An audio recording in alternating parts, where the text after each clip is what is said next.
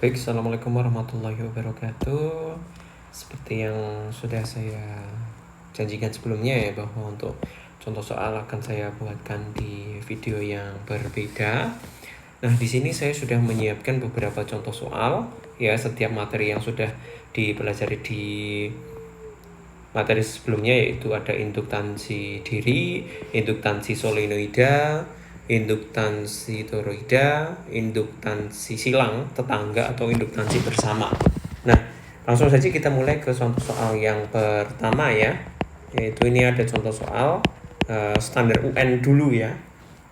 Jadi ada sebuah kumparan terdiri atas 1000 lilitan, berarti saya punya lilitannya, N-nya adalah 1000, lalu berada dalam medan magnetik sehingga fluksnya bukan medan magnet, ini fluksnya 4 kali 10 pangkat minus 5 Weber. Oke. Jika fluks dalam waktu 0,02 sekon fluks magnet hilang, ya kan, berarti ini fluks 1 hilang, berarti ada fluks kedua hilang, itu berarti dia 0 Weber. Pada berapa? Pada selang waktu 0,02 sekon. Nah, berapakah GGL induksi rata-ratanya? GGL-nya berapa? Ya kan? Ya udah, kita masukkan saja. Ini pakai kemarin ya, induksi min L ya, D flux per dt. Ini malah materi yang sebelumnya, tidak apa-apa. Oke. Maka epsilonnya sama dengan minus 1000. Fluksnya ya awal akhirnya 0 ya, karena delta ya kan. Sorry, ini saya ganti jadi delta aja. Oke, delta berarti kan fluks kedua kurangi fluks pertama, min 4 kali 10 pangkat minus 5 dibagi dengan 0,02 atau 2 kali 10 pangkat minus 2. Oke, ini bisa hilang jadi minus 3 ya. Nah, ini minusnya hilang, jadi 1000 kali 4 kali 10 pangkat minus 3, ini hilang, jadi epsilonnya adalah 4 volt. Nah, jawabannya yang E. Oke, lanjut yang kedua. Nah, ini baru ini induktansi diri ini ya. Arus listrik pada suatu induktor berubah dari 5 menjadi 10 ampere, maka ada delta I. Dari 5 menjadi 10 ya, akhirnya 10 minus 5 ya, jadi nambah berapa deltanya? Selisihnya berapa? Selisihnya adalah 5 ampere. Selang waktu delta T-nya adalah 0,05 sekon. Nah, menimbulkan GGL induksi 10 volt. Induktansi dirinya berapa? Ya kan? Oke, bagi yang lupa, ini saya scroll ke atas ya. Nah, ini ada induktansinya. Nah, ini. Oke. Ya, harusnya begini. Tapi ingat, dilihat ya. Ini kita harus punya lilitan, harus punya flux magnet. Padahal tadi kita cuma punya delta I sama delta T.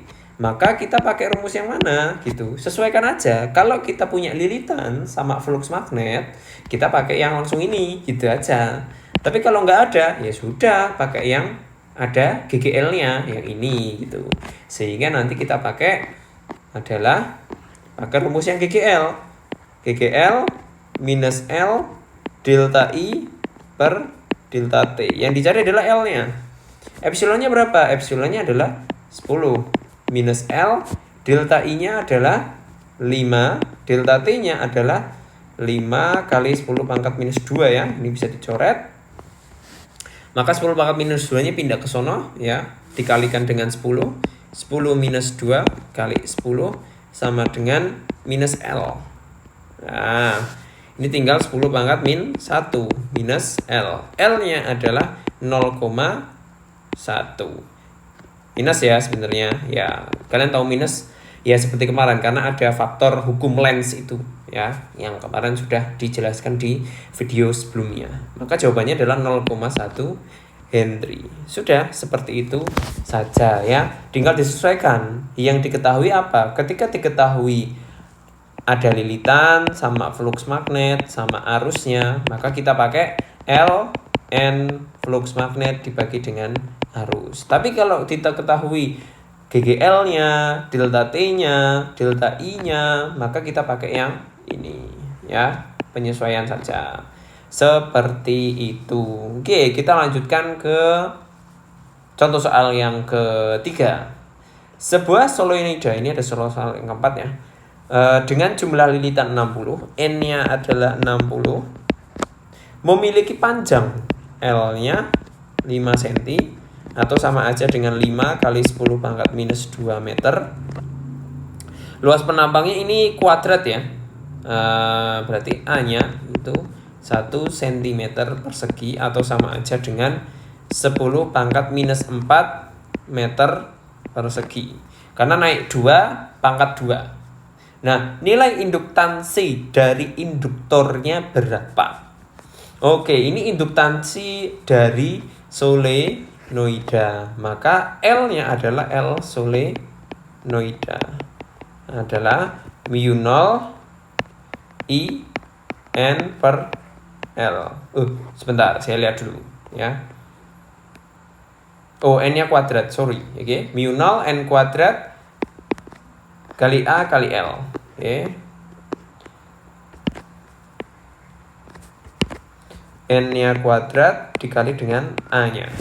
Oke, masukkan mu 0-nya itu kan 4pi kali 10 pangkat minus 7. N-nya adalah 60 kuadrat. Saya pisah gini. A-nya adalah 10 pangkat minus 4. Kemudian L-nya adalah 5 kali 10 pangkat minus berapa ini? Minus 2 ya. Oke. Ini bisa dicoret. Ini minus 2. Ini 0 ya. Bisa dicoret. 0-nya ada 2. Ini hilang. Nah. Jadi sisanya adalah 4pi kali 6 kali 6 bagi 5 kali 10 pangkat minus 7 Henry. Ya. Ini kalau dihitung pakai kalkulator hasilnya adalah 90,47 kali 10 pangkat minus 7 Henry. Oh, itu mintanya mikro Henry. Nah, tinggal diubah ya. Mikro Henry itu kan 10 pangkat min 6 Henry. Maka ini diubah jadi 10 pangkat minus 6. Tapi kita punya 10 pangkat minus 7. Berarti menjadi 9,047 mikro Henry. Nah, begini hasilnya kalau dihitung pakai kalkulator. Oke, next untuk contoh soal yang terakhir ya, yaitu ada sebuah kumparan solenoida memiliki panjang D atau L lah, sama aja ya. D-nya 100 cm. Dengan luas penampang A itu 5 kali 10 pangkat minus 3 meter persegi. Ini sama aja dengan 1 meter. Dan jumlah lilitan kumparan solenoida pertama. Oke, berarti ini ada 2 solenoida. N1-nya adalah 3000. Di sekitar pusat solenoida dililitkan kumparan kedua dengan banyak lilitan 1000. N2-nya adalah 1000.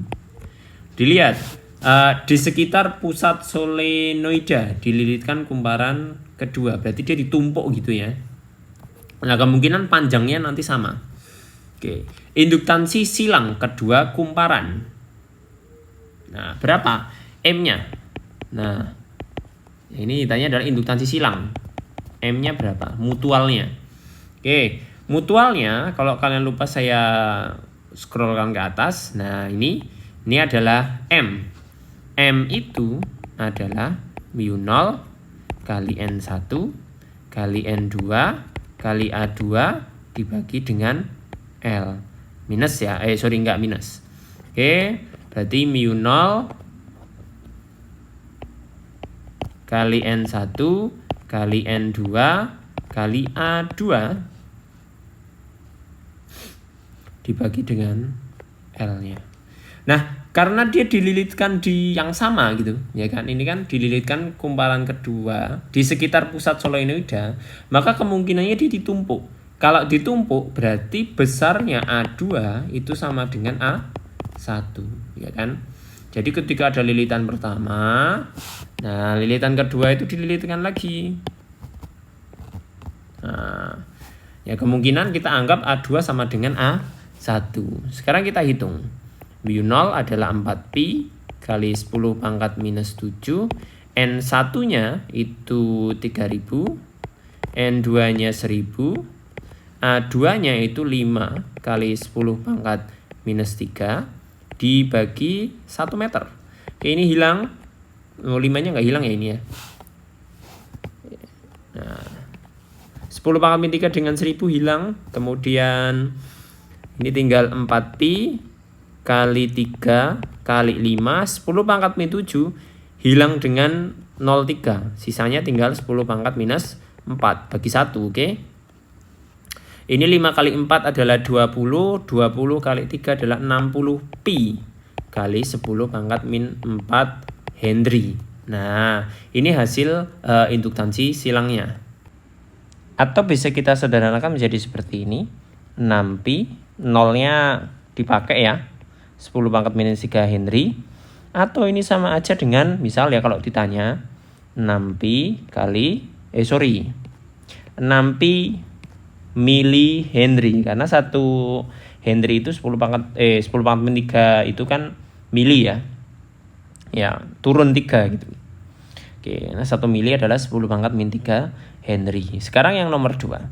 GGL yang timbul pada kumparan kedua jika kumparan pertama mengalir arus sebesar 3 ampere yang berbalik arah dalam waktu 0,5 detik. Oke, ini yang A. Nah, sekarang yang B.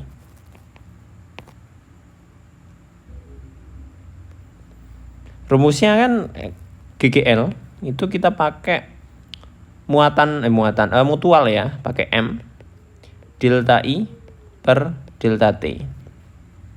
Oke.